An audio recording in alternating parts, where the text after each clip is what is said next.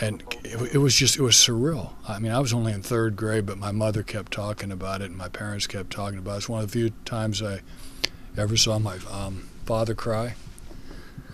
It was hard. I guess the two words that come to mind, it was sad, and it was just horrible. It's not, that kind of stuff's not supposed to happen. 50 years after President Kennedy's assassination, Missouri Western political science professor John Euchner remembers it like it was yesterday. It was a cloudy day. I mean, I remember everything about that day. And we had just finished lunch and come back from recess, and the teacher came in the classroom and told us to pack up our books and bags, and school was dismissed. And she was crying. Everybody was crying. It was just bad. I was in New Madrid, Missouri. My teacher was Mrs. White.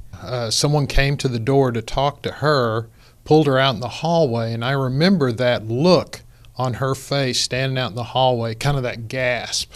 The events of November 22nd, 1963 were not a part of the nation's imagination at the time. The president was such a young and vibrant man. And he almost seemed indestructible. He was a war hero. He was a guy that had just a young family. People weren't accustomed to seeing young children in the White House. So it didn't seem possible. You know, there were no pictures of what happened in the motorcade. There were no pictures of any of the events. The first recollection I can recall on television was when the president's body came back to Washington, and that was about supper time on that Friday night. This is a sad time for all people.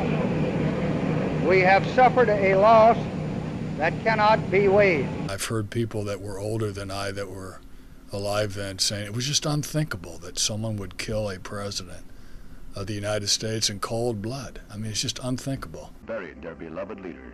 Andre Hannon, reporting for Fox 26, KNPN.